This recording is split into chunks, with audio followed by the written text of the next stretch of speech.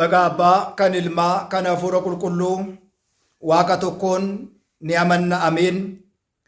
Kabajamootaa fi jaalatamootaa maatiiwwan Waaqayyoo, Waaqayyoon kan jaalattan, Waaqayyoo isiniin kan jaalatu, hordoftoonni chaanaalii keenya akkam jirtu, akkam yoo nageessanii, akka badii fi balleessaa keenyaa osoo hin laaliin, arjummaa fi jaalala isaatiin guyyaa har'aan kan nu ga'e galannii fi ulfini teessoo isaa Aariyaam irratti isaaf haa ta'u.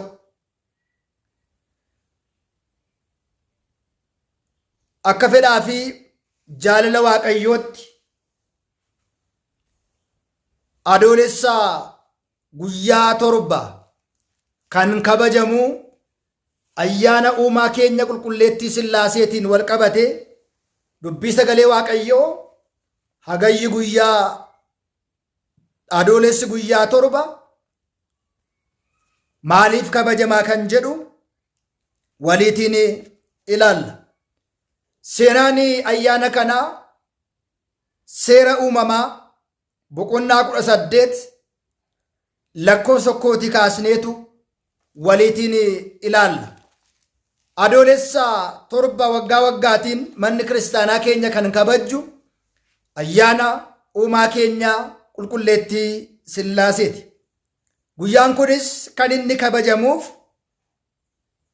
guyyaa Abrahaamii fi Saaraan Sillaaseen itti simatan, uumaa isaanii itti keessumsiisan kan itti kabajnudha.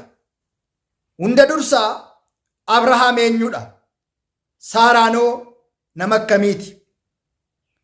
Abrahaam gaafa jennu maqaan isaa inni jalqabaa Abrahaam ture. Boodarra garuu Abrahaam jedhe. Innis egaa Abrahaam jechuun abbaa nama hundaa jechuudha. Dhaloonni isaa lammii Seemirraati. Abbaan isaa Taaraa jedhama. Dhaloota Addaam nama 21ffaadha jedha. Sanyii Addaamirraati dhaloota nama sanyii 21ffaa irratti argamudha. Innis mana isaa karaa irratti ijaaree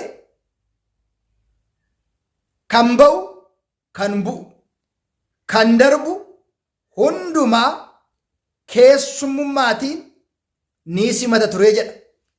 Keessumaa hojiin Abrahaam inni guddaan karaa irratti godoo dunkaana buufate nama ba'u, nama gadu, nama beela'e, nama dheebote, nama rakkate kan laatuuf ture jedha. Hojiin isaa keessummaa Waaqayyoo simachuudha. Guyyaa tokko seexanni yeroo waan gaarii hojjennu yeroo baay'ee nutti hinaafa. Hinaaffaan seexanaa baay'ee rakkisaadha. Guyyaa tokko seexanni ofii isaa Abrahaamiitiin kan reebame of fakkeessee karaa irratti fakkeenya namaatiin taa'ee jedha.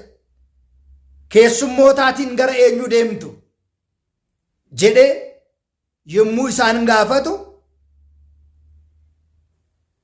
isaanis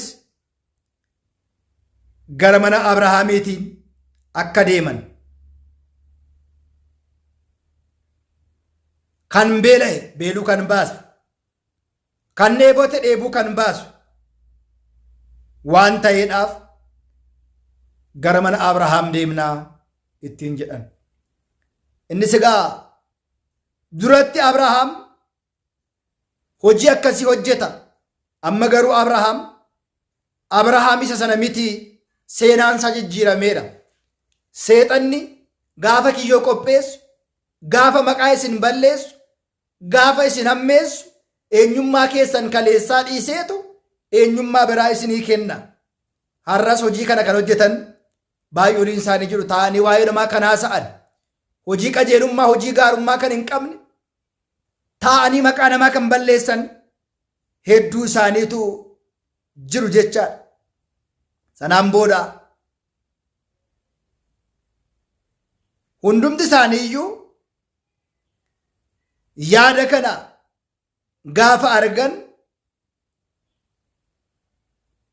gara mana Abrahaam akka hin deemne hojii kana seexanni hojjeteera. Abrahaam immoo keessummaa malee kan hin nyaannee fi kan hin dhugne, haati warraa isaas immoo keessummaa malee nyaata kan hin dhiyeessine, bishaanillee kan hin dhugne turanii jedha. Kanumaatiin guyyaa 3 otoo hin nyaatiin, keessummaan mana isaaniitti otoo hin goriin seexanni dabarratti hojjetee, Abrahaamis guyyaa 3 booda muka Mamre Arbaar kan jedhamu jalatti Sillaaseen itti mul'ate. Ija isaa kaasee kunoo namoota 3 argee jedha. Abbaa, Ilma, Hafuura Qulqulluu, qaamaan 3, maqaan 3, waaqummaan tokko, jaarsolii 3 Abrahaam arge. Balbala isaarraa kaasee fiigee deemee sagadee fi yaa gooftaa koo gara mana koo seenaa ittiin jedhee jedha. Dadhabaniiru waan ta'eedhaaf jechuudhaan gaddee fi tokko baatee yeroo seenu 2 immoo seenanii argamaniiru. Abrahaam namoota 3 akka ta'an beekee Saaraadhaaf safartuu 3 daakuu fudhadhuuti maxinoo godhi hojjedhu jedheen Saaraattis himee jedha. Isheenis dhiyeessite. Abrahaam Sillaasee keessummaadhaan simatee jedha. Abrahaam eenyuun simate? Sillaasee keessummaadhaan simate. Maatiiwwan Waaqa. Ibroota boqonnaa 13 gubbaa irratti keessummoota simachuu hin dhiisinaa. Danuun isaanii otoo hin beekiin ergamoota, qulqulloota, raajota simataniiru. Loot otoo hin beekiin ergama Waaqayyoo simateera. Abrahaam otoo hin beekiin Sillaaseen simateera. Mana keessummaan Waaqayyoo jiru, eebbi barakanni Waaqayyoo akka jiru baruun barbaachisaadha. Egaa keessummoonni gara mana keenyaatti yommuu fudhannu yeroo hundumaa eebba arganna. Otoo hin beekiin namoonni hedduun keessummoota, ergamoota, qulqulloota simatan Ibroota boqonnaa 1 gubbaa irratti. Keessummoota simachuun Waaqayyoo irraatii gatii akka inni qabu beekuun Roomee boqonnaa 4:37 irratti ilaaluun barbaachisaadha. Abrahaam keessummaa simachuu isaatiin eebba argateera. Keessuma haati warraa isaa Saaraan waggaa 80 booda, Abrahaam waggaa 90 booda abbaa daa'imaa ta'aniiru. Akkuma har'aa waggaa har'aa mana kana ni dhufna jechuudhaan Sillaaseen dubbateera. Maal jechaadha? Haati warraa kee Saaraan ilma ni deessi gaafa jedhamu, Saaraan gorduu baatii hin kolfite jedha. Yisaaq jechuun haa kolfu jechuudha. Ilmi isaanii jalqabaa kun Yisaaq kan inni dhalatee fi maqaa kana kan inni argate asirraatii ka'eetu jechaadha. Abbaan keenya Abrahaam garraamii keessummaa mana isaatti kan simatu, namoota kan laatu, kan obaasu, keessummaa walee kan hin nyaanneef kan hin dhugne, abbaa gaarii waan ta'eedhaaf Waaqayyoon eebbiseera. Sanyii isaa akkuma dachee kanaa, ashawaa dachee kanaa baay'iseera. Nuunis keessummoota simachuudhaan, waan qabnu qooduudhaan gara duubaatti akka hin jenne,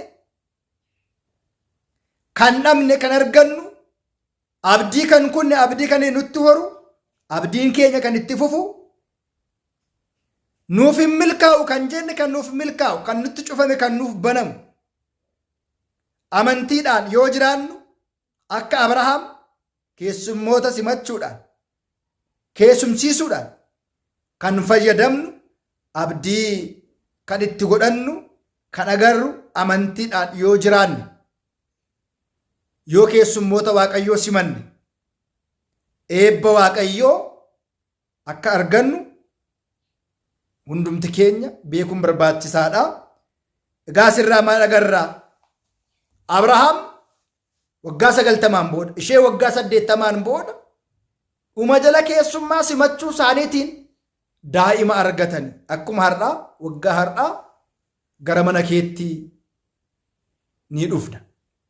Abrahaam kan arge jaarsa 3, abbaa ilmaa 4 qulqulluu waaqa tokko.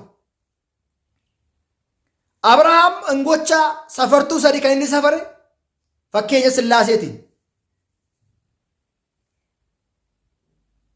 Sillaaseen abbaa ilmaa 4 qulqulluu waaqa tokko, maqaan 3 qaamaan tokko, aangoodhaan tokko, waaqa tokko jennee kan waaqessuun asirraatii kaasneetu. Abbaa ilmaa 4 qulqulluu maqaan 3 qaamaan 3 bittuudhaan addunyaa dabarsuudhaan uumuudhaan waaqa tokko jennee kan waaqessinu Abrahaam dullummaa keessummaa simatee eebba, nagaa, jaalala, gammachuu argateera. Adoolessa guyyaa 7 waggaa waggaatiin kan kabajnu guyyaa mana Abrahaamiin seenanii eebbisan daa'ima kennaniif. Shira daabiloos hojjete immoo eenyummaa maalummaa Abrahaamiin hadheessitee seexanni qajeelummaa isaa balleessite. Kun har'a nurratti hojjechaa jira.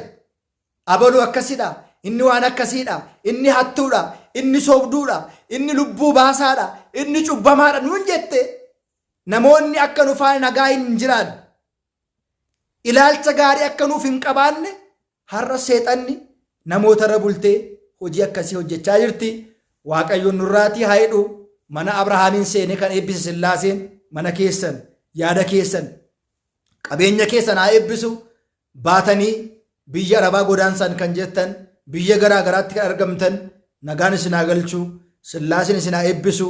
Kaayyoo keessan, karoora keessan fiixaan isiniif haa baasu. Ayyaanni ayyaana eebbaa kan nagaaf jaalalaa nuuf haa ta'u.